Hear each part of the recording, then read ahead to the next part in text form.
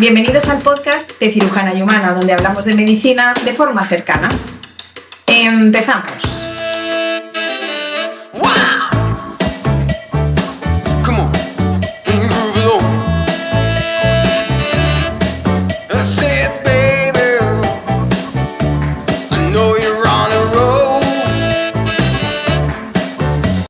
A hablar de un tema que nos afecta a muchos de nosotros, porque tenemos unas posturas a veces incorrectas, a veces pasamos más tiempo sentados de lo que deberíamos, o a veces hacemos posiciones forzadas. Así que si quieres acompañarnos, hoy vamos a hablar sobre, doctor, ¿por qué me duele la espalda? Para hablar de este tema tan interesante y tan frecuente, tenemos la suerte de contar con el doctor Fernando Moreno. Bienvenido, Fernando. Muchas gracias.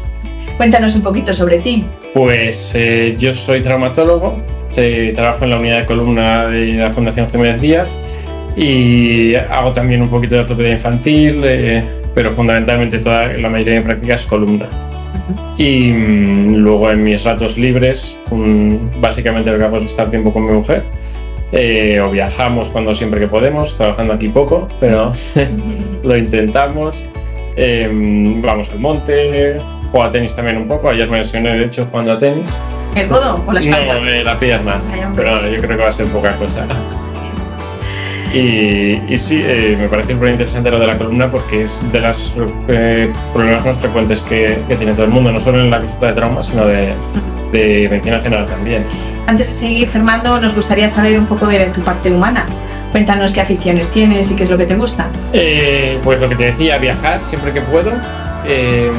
Si podemos fuera de España bien, pero por aquí nos encanta ir conociendo cada ciudad pequeñita de España y cada pueblo, que es una maravilla. Eso cuando tenemos un rato. Y si no, en Madrid, disfrutar de Madrid, que me encanta. He vivido en algunas otras ciudades y es que no he visto ninguna como esta. Eso es una maravilla. Muy bien. Pues entonces vamos al asunto. Vamos a por ello. ¿Qué es lo que, cuando tienes un paciente en la consulta que viene, me duele la espalda, cómo afrontamos eso? Porque puede ser por muchas causas, sí. Supongo. Como un especialista como tú, cuando yo voy a la consulta digo, me duele la espalda. ¿Qué es lo que hacemos? Lo primero es entender que es un problema súper frecuente, que en el 99% de los casos no es grave y que en muy pocos casos necesita cirugía, que es lo primero que viene alguien a preguntarnos. Que tengo una hernia, me tengo que operar y no es así. La gran mayoría de los problemas de espalda se tratan con tratamiento lo que llamamos conservador, o sea, que suele ser o con fármacos algunas veces o en la gran mayoría de veces con ejercicios y con algunos cambios de los hábitos, que son los que producen el dolor de espalda. Estimamos, por ejemplo, en la población general, ¿cómo de frecuente? Dices que es un problema muy frecuente, pero pues, frecuente. ¿De qué estamos hablando? Ahora mismo, antes había estudios solo en países del primer mundo, ¿no? Y ahora se ve que en todo el globo hay hasta un 80% de prevalencia durante la vida, o sea, el 80% de las personas en algún punto de su vida va a tener un dolor de espalda tan fuerte como para limitarle alguna de sus actividades. Es decir, el problema no es solo que te duela. El problema no es solo que te duela, el problema es que esto tiene un impacto directo en la vida, en tu calidad de vida y en tu percepción de la vida, ¿no? Justo, no es solo la molestia, sino, ya te digo, tanto como para que no puedas hacer tu vida normal, ya sea trabajar o alguna de las aficiones. ¿Y tu impresión es que está aumentando el dolor de espalda o es una cosa que mantenemos en los años? Es decir, que es lo mismo los de 30 y ahora... Pues por un lado, yo creo que ahora está mejor documentado porque cuando ves las series antiguas te das cuenta que desde que hay series está muy parecido.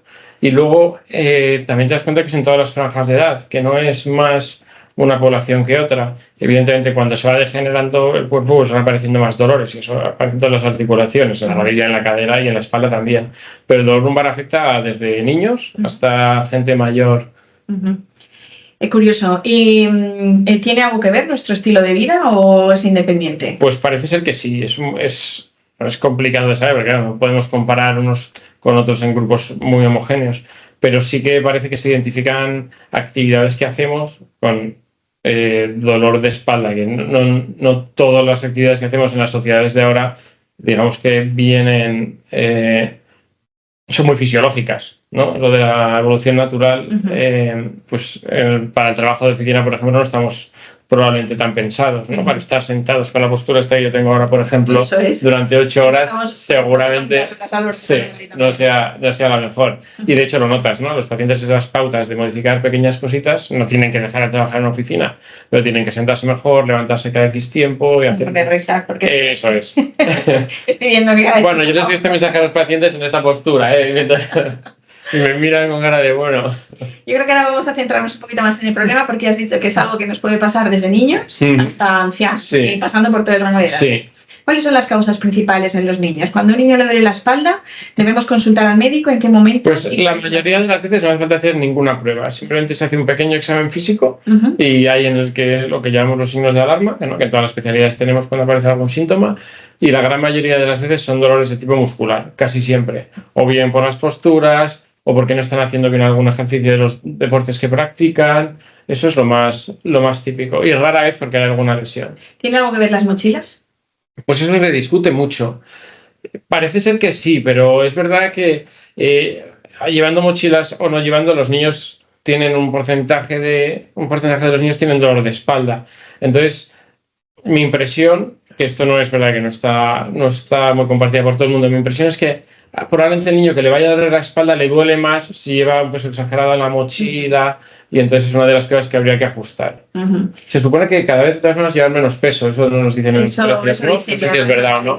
Con el, pero mi hijo sigue llevando un mochilón, compañeros, o sea... Creo que es más sobre el papel de luego la realidad. Efectivamente, por eso. Cuando vamos al médico con un niño, por ejemplo, hacemos un examen físico, ¿y qué problemas podemos detectar?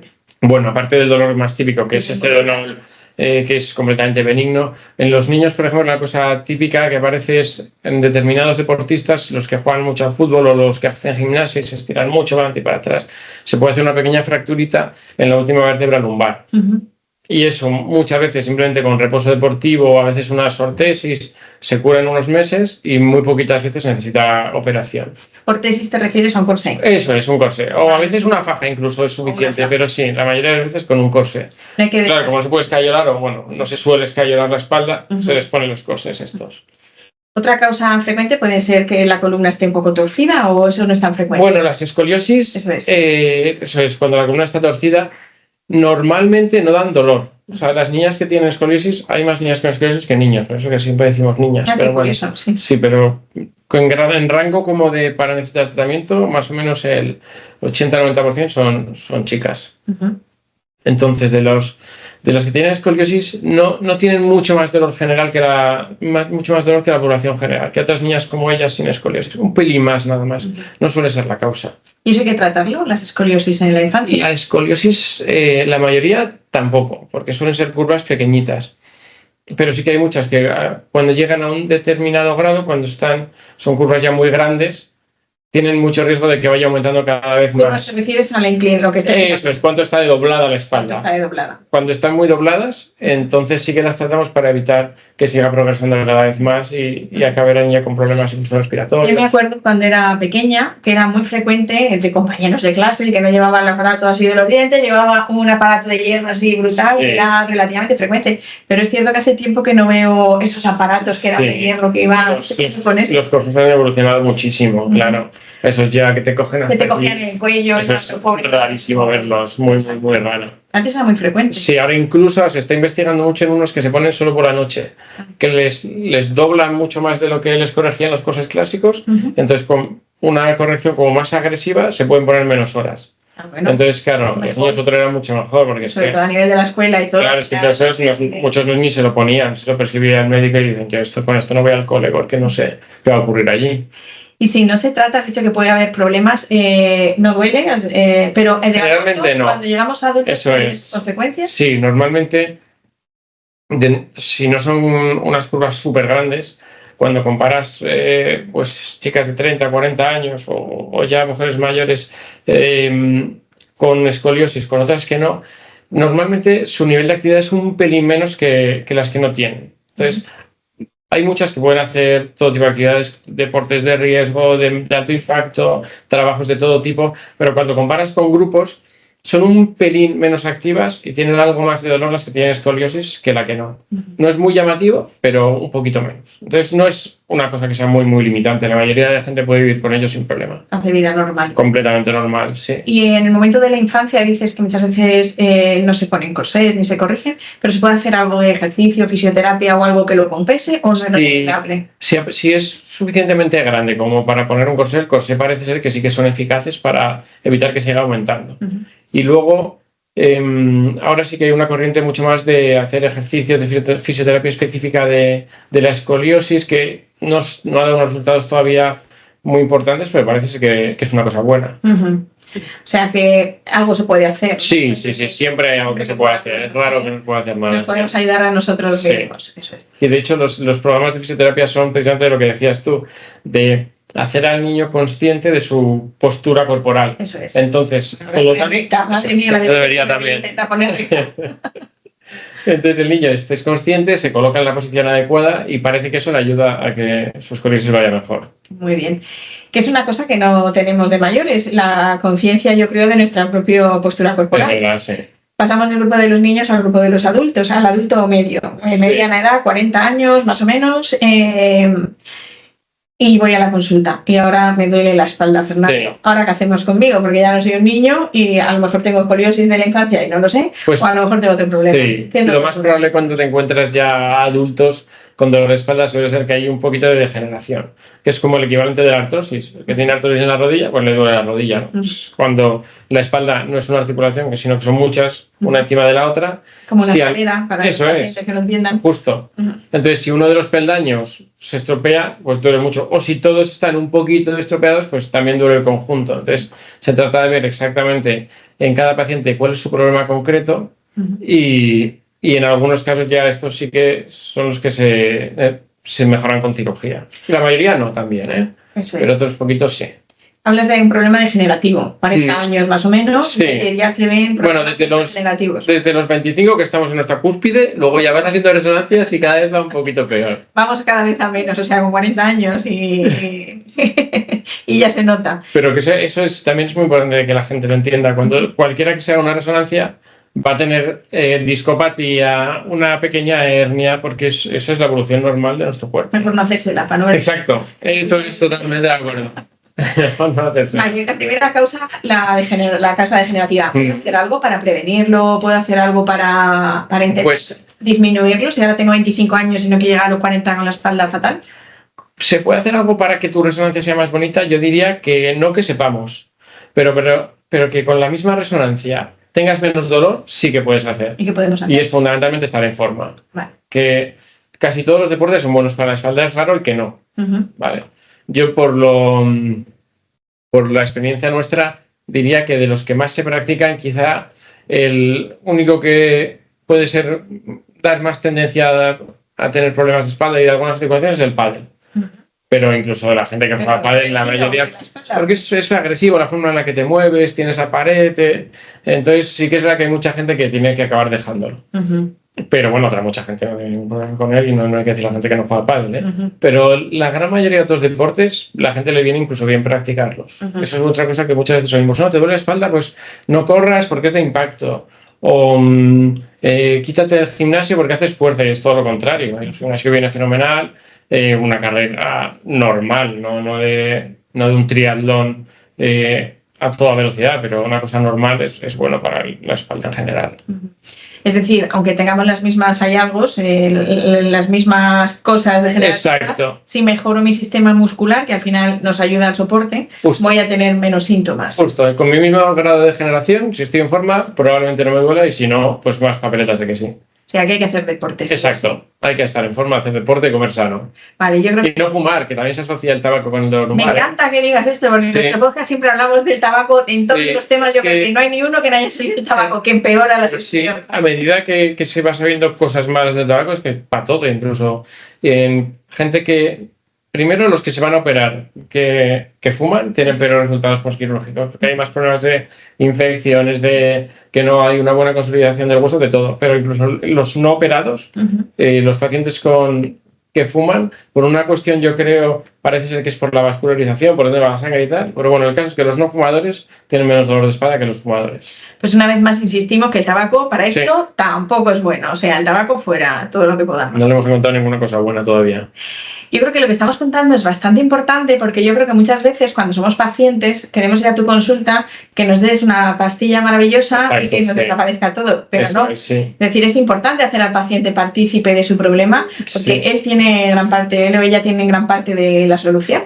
Y es que es verdad que en la medicina de hoy a la gente le cuesta llegar a la consulta con un problema que tú le digas sí. Entiendo tu problema, esta es la causa y no tiene una solución en el sentido que tu disco va a seguir estropeado, no tenemos ninguna forma de que eso se regenere y si no haces estas cosas pues vas a seguir teniendo dolor. Algunos se enfadan, Dicen, voy al médico, al especialista y lo que me dice es que haga ejercicio. Pues sí, es que es lo que hay que hacer. Pues yo creo que eso, que hay dos tipos de pacientes, el que llega ahí a que le pongan una pastilla milagrosa y el que dice, a ver, ¿qué puedo hacer? Exacto, sí. Y se nota mucho, sí. Y se nota mucho. Yo creo que hemos cambiado radicalmente, yo creo que en los últimos años el paciente tiene que ser consciente, pero no solo del problema de espalda, sino de todo. Todo en general. Esto en general, pero en esto en particular. Sí. Porque depende de cómo trabaje yo mi espalda, así voy a encontrarme de bien. Además que es como es la medicina ahora, ¿no? Todo ese abordaje paternalista que había antes del médico te dice lo que tienes que hacer. Ahora es todo lo contrario, es que el paciente tome sus decisiones a independencia suya y tal. Entonces, claro, también sí, que puede solucionar, es verdad que el paciente mismo puede solucionar gran parte de sus problemas. Un comportamiento activo y no pasivo. A mí que me quiten el dolor. Eso es un buen mensaje, sí. Eso es. Está en tu mano, estar mejor. Efectivamente, eso es importante lo que nos dice Fernando. Estamos en el adulto, me duele la espalda, hemos visto que la mayoría de las veces es algo degenerativo, que podemos mejorar las condiciones, pero cuando hay algo más, es muy frecuente oír lo de la hernia de disco, es muy frecuente decir que ahora de repente no puedo mover las piernas. ¿Cuándo nos tenemos que alarmar de verdad y cuándo debemos de consultar al médico? Bueno, lo primero que es muy, muy raro que alguien necesite una cirugía urgente de columna. Urgente de columna es cuando hay una compresión neurológica que está dando síntomas de compresión, no dolor, sino que uno no puede mover el brazo, ¿no? Que a lo mejor ya sería el cuello, o que uno no puede hacer determinado movimiento con la pierna porque tiene el nervio pillado y no hace ese gesto. O a veces en compresiones muy grandes, pues pierde la sensibilidad de las piernas o incluso incontinencia, pero eso es muy raro que pase. Eso puede ocurrir de forma aguda sin un trauma. Eso ocurre de forma aguda, pero vemos uno al año. Vale, que eso es extremadamente raro. O sea, es rarísimo, rarísimo, rarísimo. Que se salga lo típico de te vas a herniar por hacer un esfuerzo, ¿no? Pues vamos, de alguien que estaba haciendo el esfuerzo y se ha herniado, recuerdo un caso, solo un señor que hubo que operarle corriendo, efectivamente. O sea que eso no ocurre. La mayoría de la gente lo que le da es dolor, un poquito de hormigueos, tal, cosas que no son urgentes. Y sí que son por una hernia, efectivamente, porque la hernia es un trozo de disco que se mueve de su sitio, ¿no? Es como una hernia inguinal, ¿no? Que es un trozo de intestino que se sale de donde debe estar, ¿no? Pero bien. Mismo concepto, ¿no? Mismo concepto. Y entonces lo que pasa con un trozo de disco que se sale de su sitio es que va donde están los nervios. Entonces los aplasta y al paciente le duele en el recorrido por el que va ese nervio. Eso es lo que reconoce la gente y dice... La ciática, ¿no? Eso es la ciática. Que dice, nervio ciático. Y dice, bueno, pues el nervio ciático está estupendamente. El problema es más arriba. Pero, y estos son los que con más frecuencia operamos. Los que dan síntomas ya de compresión nerviosa.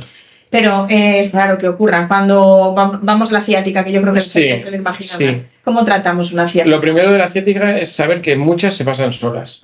De hecho, en todas las guías de tratamiento siempre te dice que no operar una hernia que de ciática antes de los 2 meses, porque en la gran mayoría en ese tiempo ya han pasado. Entonces se ahorran una cirugía. Si es una cosa que es muy invalidante y que ya pasan unas semanas y no se quita solo con fármacos, a veces hacemos infiltraciones, que es poner un antiinflamatorio muy potente ahí alrededor del nervio, ¿no? Entonces eso les reduce el dolor. Cuando todo esto no funciona y ya han pasado unas semanas y el paciente sigue muy limitado, ya es cuando nos planteamos operar. Y hablas de fármacos. De entrada, es decir, a mí me da la ciática, nunca he leído, me da por primera vez, voy a la consulta, ¿de qué fármacos me pone? Pues, ¿Y tengo que hacer reposo o no? Que es también lo que nos preguntan los pacientes. Sí, para el dolor lumbar en general, lo que se recomienda es reposo relativo. Estar encamado alarga el proceso. ¿Ah, sí? Sí, hay que intentar moverse. Los que no nos explicamos a esto, pensamos que quédate quieto, no te muevas. No, hay que intentar moverse dentro de lo que te permita el dolor, porque dices que esto es muy, muy, muy invalidante y la gente está realmente doblada. Entonces, pues hay que poner fármacos para bajar su dolor y que se puedan mover un poquito. Y fármacos, dependiendo, empiezas con los antiinflamatorios típicos, con paracetamol o con Nolotil o con antiinflamatorios como el ibuprofeno, y luego vas subiendo a cosas más fuertes en función de lo que vaya necesitando el paciente, hasta a veces opiáceos. Y lo normal es que pase más o menos en cuánto tiempo, en una semana, en 2 semanas. Se supone que el cuadro típico es entre 2 y 6 semanas, o sea, antes de 1 mes y medio la mayoría de gente debería estar mucho mejor. Y entonces ¿se debe evitar alguna postura, como estar sentado o no? Cuando estás en el dolor agudo, lo que hay que hacer es lo que no te duela. Vale. Cuando dices, no, tengo que dormir boca arriba, y esa gente que no puede dormir porque, claro, le machaca el dolor, y dices, no, como no te moleste, claro, como puedas dormir. Muy bien. Sí. Pero no es raro que se tengan que operar. Sí, y luego ya, estos son los que, dentro de lo poco frecuente que es en comparación a todo el volumen de gente que tiene estos dolores, estos son los que más operamos, y los que ya por culpa de la discopatía o de la degeneración en la espalda tienen compresión en los nervios. Y en este tipo de pacientes, imagínate que yo tengo 2 brotes de ciática al año, que 2 meses al año que estoy fastidiada. ¿El ejercicio puede prevenir que Exacto, sí. ¿O me voy al Camino de Santiago para prevenirlo? Cuanto más en forma estés, lo que te pasa es tendrás menos frecuencia de brotes, ¿sí? Serán más cortos y menos intensos. O sea, que también es bueno el deporte para prevenirlo. Sí, totalmente. No, probablemente hagas deporte o no vas a tener esa pequeña hernia. Muchas se reabsorben, que esto es una cosa que la gente no sabe. Muchas de las hernias que salen, el cuerpo es capaz de reducirlas por sí mismo. ¿Ah, sí? Entonces, ¿el disco se lo come? Sí, tú ves una resonancia de un paciente con una hernia tremenda y si no se opera, muchas veces a los 6 meses lo repiten por otro motivo, tiene otra resonancia y ya no se ve. O sea, y podemos ir a quirófano e incluso encontrar que ya no hay hernia. Rara vez pasa, sobre todo aquí que tenemos resonancias relativamente recientes, pero en otros centros, a lo mejor con listas de esperas muy largas, eso sí que pasa mucho. Que tiene una resonancia de hace 2 años, una pelota enorme, y luego ya al quirófano y ya no hay hernia, efectivamente. Sí. Mira, eso tampoco lo ocurre, sí. Lo que aprendo yo también en estos podcasts. Vale, entonces hemos visto que el ejercicio mejora, que de entrada fármacos, si es muy repetitivo y muy invalidante. Y el ejemplo que te has puesto también es muy bueno. Paciente que te dice, no, pues hoy no me duele nada, pero la verdad es que en el último año he tenido 8 episodios de 3 semanas. Pues hombre, efectivamente, se le está machacando en su día a día, sí que nos planteamos la cirugía. Vale. Porque para esto es muy eficaz. ¿Y la cirugía en qué consiste? ¿En descomprimir eso? Eso es, casi. ¿El disco? Justo, casi siempre es liberar el nervio, ¿no? Que está aplastado, que es lo que llamamos la descompresión. Y eso lo hacemos de diferentes formas, dependiendo de cada paciente qué es lo que tenga.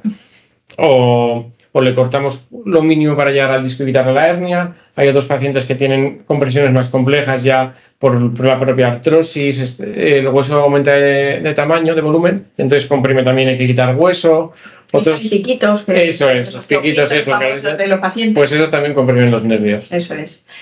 Y luego ahora hacemos, a veces que hacemos abordajes laterales, en vez de sin tocar la espalda, es por el lado. Mira. Podemos meter una caja que separa las vértebras, ya con eso es suficiente. Muy bien. Sí. Entonces ya cada paciente miramos su caso para encontrar las pruebas. Posibilidades. Sí que habéis avanzado un poco en nuestra materia. Por la tripa también operamos ahora. Mira,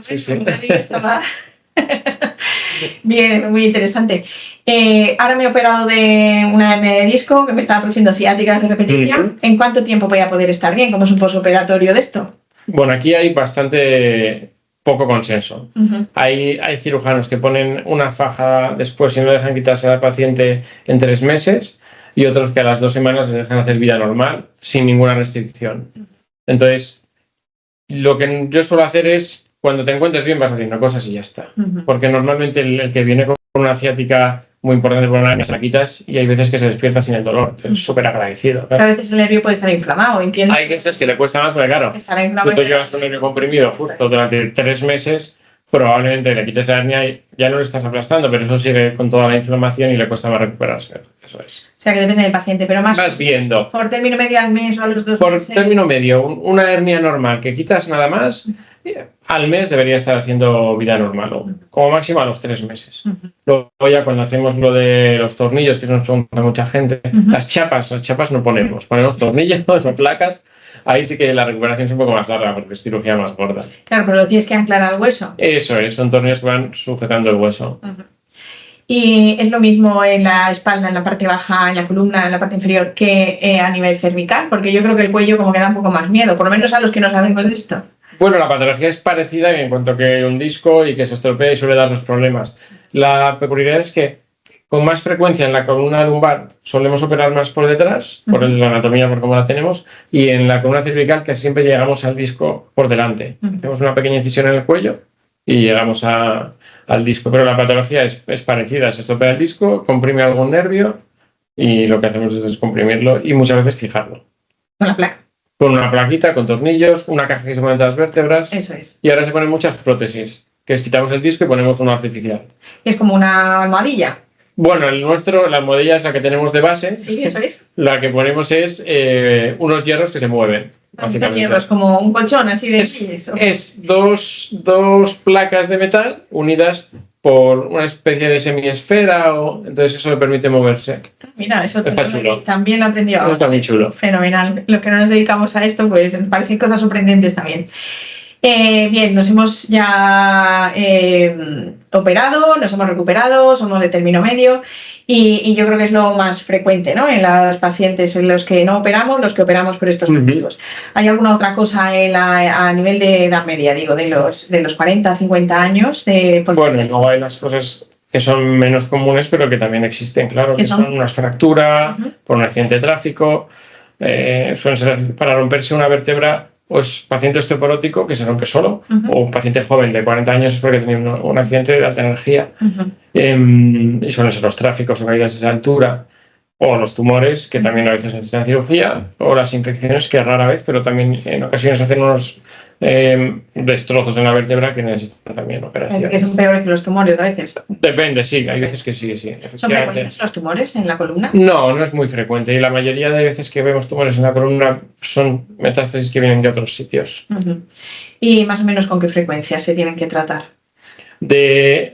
Casi siempre cuando son por metástasis, que es lo que vemos con más frecuencia, es para alivio del dolor. Entonces, vemos si la vértebra es suficientemente estable para aguantar el peso del cuerpo y el paciente tiene un dolor más o menos controlado, no lo operamos. Si tiene una destrucción muy grande y hace inestabilidad, pues hay que sujetarlo de alguna forma y es para lo que lo operamos. O cuando tiene mucho dolor. Y ahora ya para terminar, yo creo que las edades más medianas, hay una pregunta que nos preguntan, yo creo, los pacientes, que a lo mejor os pasa también, es que se me duermen las manos. Sí. Y todo el mundo dice, eso será del cuello. Sí. Es verdad. Eso y los mareos, todos del cuello, ¿no? Entonces, ¿es verdad o no es verdad? Yo creo que la gente está deseando preguntarte esto. Pues los mareos, a ver, aunque lo he sacado yo, te lo digo. El típico señor que te viene con un vértigo, que le gira todo y tal, eso es muy raro que sea del cuello. El mareo del cuello no es un mareo como tal, es gente que tiene tanto dolor que se encuentra embotada o con contractura o tal. Y luego, en cuanto a los hormigueos en las manos, sí, muchas veces viene de la parte cervical, claro, porque los nervios que salen de este nivel para ir al brazo, efectivamente, si tienes una discopatía y están comprimidos, pues lo notas en el brazo. Es como la ciática de la pierna, parecido en el brazo. Que es frecuente por las noches, además, que se te duermen. Depende de las posturas, sí, efectivamente. Pero eso también, lo de las noches, muchas veces es porque está aquí el nervio cogido en el codo, ¿eh? Y se comprime. Eso es, sí, también con la estar posición. apoyado, escribiendo al Apoyado también te pasa. Justo ahí tú te apoyas en el cubital, entonces, claro. O el túnel del carpo, que también pasa con noche. De comprimirse por muchos sitios, exacto, para que entienda la gente. Justo, una manguera que pues, tú la pisas un poquito en todos lados, al final no sale agua. Pues en los nervios son como cables, igual si los aplastas. O sea, que algo de mierda sí que hay. Sí, en los hormigueos muchas veces vienen del cuello. De hecho, la gente te lo cuenta cuando van a la peluquería, que cuando les ponen así, se le duermen. O sea, eso efectivamente es por la posición del cuello, se cierra el espacio y se duermen los brazos. Es verdad que lo de la peluquería es un poco... Sí, un poco forzado, ¿verdad? Sí. Aquello. Bueno, entonces ya hemos tratado los grandes grupos, incluyendo pues, los tumores que también, y las infecciones. ¿Infecciones son frecuentes o son secundarias a cirugías? No, bueno, lo más normal cuando hay una infección es porque haya sido secundaria a una cirugía, efectivamente, porque en la piel hay un montón de bacterias y al abrirla, pues esas bacterias intentan alojarse en la parte de dentro, pero bueno, hay un montón de medidas que tomamos para que eso no pase. Y rara vez aparece, que siempre lo que llamamos son las discitis, que es la infección del disco, que eso suele ser pacientes que tienen una infección en algún otro foco, o del pulmón o de orina, y entonces las bacterias van por la sangre y se acaban depositando en un disco y hacen la infección. Pero esos casi siempre se tratan con antibióticos y ya está, sin cirugía. Vale. Ahora nos vamos ya a los pacientes. Los mayores, ¿no? Y supongo que mi madre, que es gran seguidora de este episodio, estará pensando en mi columna, que mi madre tiene mucha osteoporosis. Hicimos un episodio hablando de la osteoporosis y realmente es un problema porque tienen muchas fracturas, tienen microfracturas, producen bastante dolor, además están los osteofitos que además comprimen, es decir, tenemos un compendio de cosas de la espalda en los pacientes más mayores, y hablo en pacientes a partir de los 70, por ejemplo. También, sobre todo en mujeres, por un lado, pero también en hombres, porque los hombres, verdad que la osteoporosis es menos frecuente, que ya nos lo enseñó Amalia Gil en otro de los episodios. Si no lo habéis escuchado, os animamos a que lo escuchéis. Y realmente esto también empeora mucho la calidad de vida. Sí. ¿Qué podemos hablar de los pacientes, los adultos mayores, a nivel de la espalda y de los dolores? ¿Qué podemos hacer? Bueno, claro, ellos tienen las causas lo mismo que hemos hablado de los jóvenes, y además las propias de tener más años, ¿no? Lo que suele ser más típico en los mayores es la estenosis, que es una cosa parecida con la hernia, ¿no? Cuando tienes una hernia te aplasta los nervios. La estenosis aparecen ya los osteofitos, esos también, se aplasta una vértebra un poco más encima de la otra, entonces ya hay muchos sitios en los que tienen menos espacio los nervios, y eso les da que se les duermen las piernas, empiezan a caminar y tienen que pararse o echarse hacia adelante para descansar. Eso es lo más típico, la estenosis de canal, y eso sí que muchas veces necesitan cirugía para mejorar, les descomprimimos y mejoran un montón. La otra parte, por la osteoporosis, son las fracturas, ¿no? La osteoporosis de por sí muy, muy, muy rara vez duele. En general, la osteoporosis no duele. Pero claro, da problemas que sí duelen. Como que los huesos se van colapsando poquito a poco. No siempre son fracturas agudas. Hay veces que ves deformidades que tienen que ver con la osteoporosis también y con la degeneración global. O mujeres que sin ningún traumatismo no se han dado un golpe ni nada y de repente les empieza a doler mucho la espalda. Les hacemos la radiografía y efectivamente tienen una fractura. Y muchas de esas, dejándolas quietas, la vértebra consolida y no les duele después. Pero hay otras que, como antes, lo que hace es generar deformidad. Entonces les dejan así como en chepa. Y si esto es... Y los pacientes que son más mayores. Por eso es las señores de 90 años que se van encorvando porque han tenido muchas fracturas probablemente.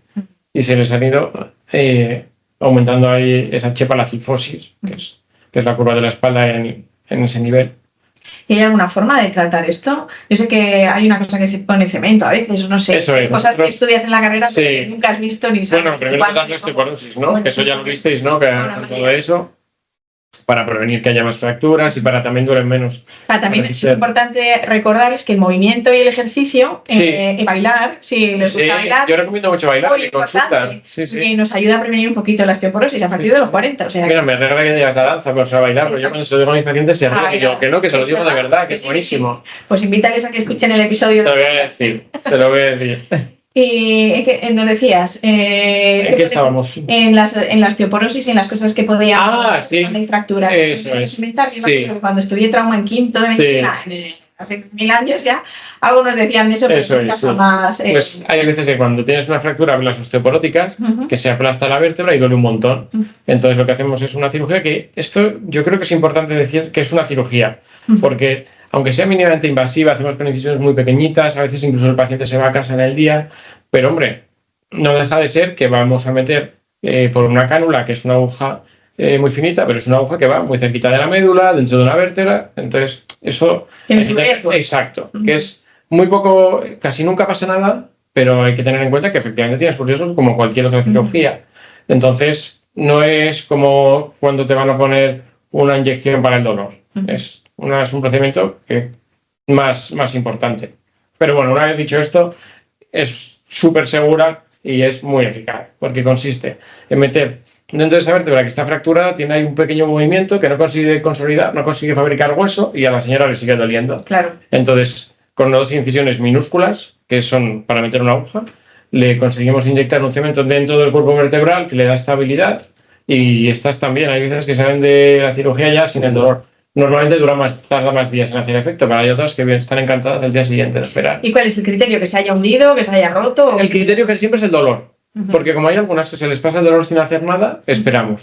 Pero si van pasando un par de meses y vemos que la señora está cada vez peor, ahí ya nos planteamos la cirugía, la vertebroplastia, que es como se llama lo del cemento. Eso es. ¿Y qué cementáis? ¿Una? O sea, como son tantas medio vacías, porque a veces en la radiografía Claro. ves solo lo que es la cortical, es decir, el cuadradito de fuera, está como hueco.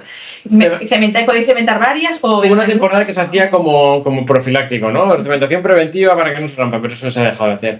Ahora se identifica cuál es la que le está doliendo, que se ve, primero porque la señora lo marcas, ¿no? Donde le duele suele ser selectivo, y luego tenemos una resonancia y las fracturas que son más frescas son diferentes en la resonancia. Entonces, si eso cuadra con donde le duele al paciente, ya sabes que va a ser ahí.